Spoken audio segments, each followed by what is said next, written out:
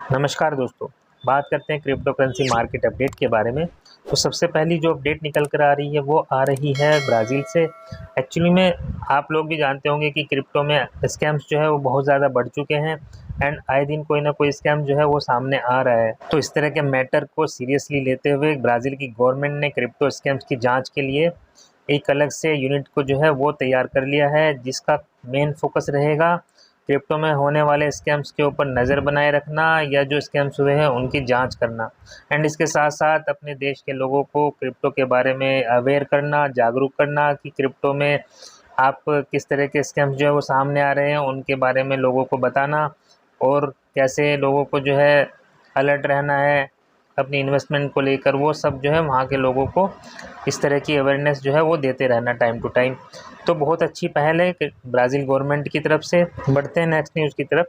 तो backs plus एक crypto platform है। यहाँ पर इसने यूज़र्स के लिए पासिव इनकम जनरेट करने के लिए बीटीसी इंटरेस्ट वॉलेट को लॉन्च कर दिया है।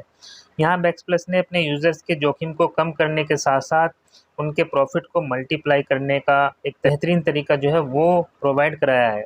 तो स्क्रीन पर आप कैलकुलेशन देख सकते हो। 10 बीटीसी की कैलकुलेशन यहाँ पर शो की गई है और 21% तक का एनुअल रिटर्न जो है यहाँ पर मिलता है। बात करें ओवरऑल कॉन्सेप्ट की तो एक तरह से स्टैकिंग का ही कॉन्सेप्ट जो है ये देखने में आ रहा है।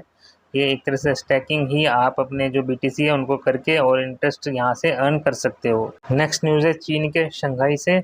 यहाँ पर एक हैकर ने शंघाई पुलिस से 1 अरब यानी 1 बिलियन चीनी नागरिकों का व्यक्तिगत डाटा चुराने का दावा किया है और जिसको यानी इस डाटा को ये हैकर 10 बिटकॉइन में बेच रहा है और इस चुराए हुए डेटा में अरबों चीनी नागरिकों की जो पर्सनल इन्फॉर्मेशन है वो सारी इसके अंदर मौजूद है।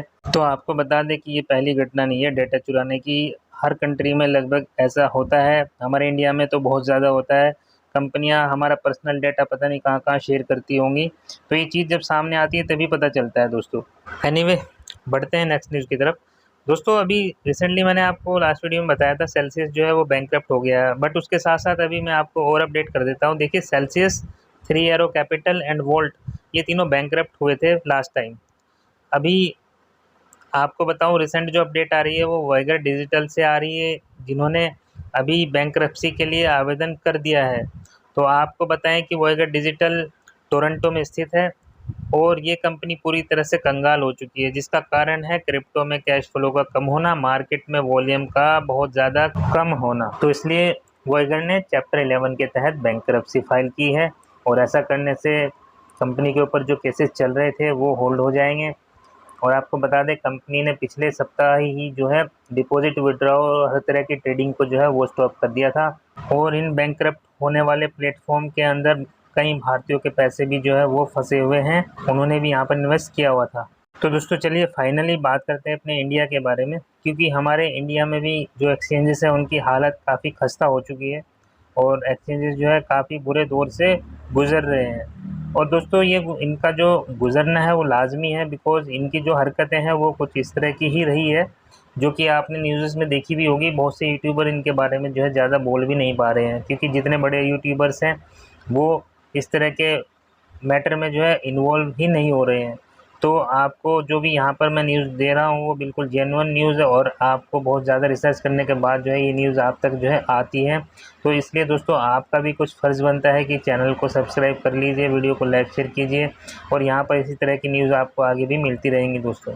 तो बात करें इनकी हालत इतनी पतली क्यों हो रखी है इंडियन एक्सचेंजेस की, तो ईडी यानी डायरेक्टरेट ऑफ इन्फोर्समेंट ने कॉइन DCX, वजीरेक्स और कॉइन स्विच कुबेर को नोटिस भेजकर कई तरह की जानकारी मांगी है दोस्तों। और ये जो नोटिस है ये मनी लॉन्ड्रिंग और फॉरेन एक्सचेंजेस के नियमों का उल्लंघन करने के लिए जारी किया गया है।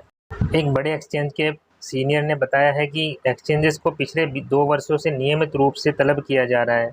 कस्टमर्स का डेटा और ट्रांसफ़र डिटेल्स का पूरा हिसाब किताब मांगा जा रहा है। और आपको बता दें कि एक्सचेंजेस जो है वो चारों तरफ से घिर चुके हैं। ईडी ही नहीं बल्कि फेमा यानी फॉरेन एक्सचेंजेस मैनेजमेंट एक्ट, इसके अलावा और भी एजेंसियां हैं जो अलग अलग तरह का ब्यौरा इकट्ठा कर रही है, जांच चल रही है और एक्सचेंजेस को बुरी तरह से घेर लिया है।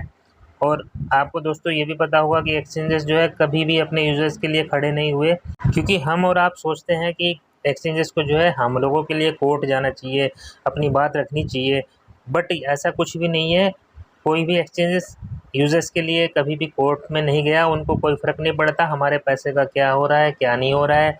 अगर एक्सचेंजेस बंद होता है तो भी हमारा पैसा कोई श्योरिटी नहीं है कि वो मिले या ना मिले। तो इसलिए आप लोगों से एक चीज़ यहाँ पर मैं बोलना चाहूँगा, इस बीच आपका जो भी जो है एसेट्स हैं, अगर हो सके तो उनको आप ट्रांसफ़र कर लीजिए किसी डिसेंट्रलाइज वॉलेट के अंदर, ताकि अगर कोई ऐसी स्थिति बनती है एक्सचेंजेस के बंद होने की या जो भी है, तो कम से कम आपका जो एसेट्स है वो सेफ रहे। बात करें CoinDCX की, तो CoinDCX के प्रवक्ता ने कहा है कि ईडी और फेमा में जो भी जानकारी हमें देनी थी, वो मांगी गई थी जो हमसे, वो हम दे चुके हैं। कोई भी ऐसी जानकारी हमारी तरफ से पेंडिंग नहीं है जो हमें देनी हो। तो यहाँ पर कॉइनस्विच कुबेर और जो CoinDCX है, इनके द्वारा जानकारी प्रोवाइड कर दी गई है ईडी और फेमा को, और वो सब उनकी जांच कर रही है। बट यहाँ पर WazirX जो है वो काफ़ी हाईलाइट हो रखा है, क्योंकि दोस्तों टैक्स को लेकर कुछ इस तरह की स्थिति बन रही थी कि ये एक्सचेंज जो है वो सारे जो है कोर्ट जरूर जाएंगे, वो अपनी बात रखेंगे, बट ऐसा कुछ भी देखने को नहीं मिला। तो इससे ये साबित होता है कि एक्सचेंजेस को हमारे पैसे से कोई मतलब नहीं है कि हमारे पैसे का क्या हो रहा है, वो डूब रहा है या कुछ भी है। बट यहाँ पर एक बात नोटिस करने वाली है कि एक्सचेंजेस कोर्ट गए हैं, WazirX कोर्ट गया है, बट हमारे लिए नहीं, वो खुद अपने लिए कोर्ट गया है।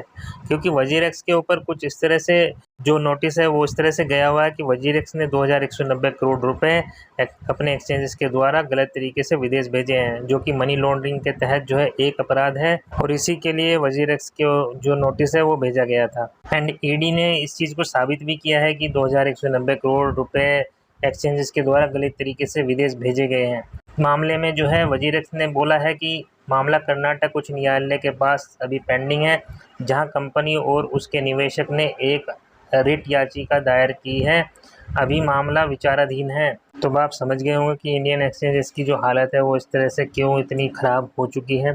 और बात करें वॉल्यूम की, इंडियन एक्सचेंजेस पे जो वॉल्यूम है वो सबसे ज़्यादा है CoinDCX के ऊपर। CoinDCX की बात करें तो अराउंड 40 मिलियन यूज़र्स जो है वो CoinDCX के अकेले के ही है, यानी 4 करोड़ जो यूज़र्स है वो CoinDCX के हैं। और बात करें WazirX की, तो WazirX के जो यूज़र्स है वो है 31 मिलियन, यानी 3 करोड़ 10 लाख।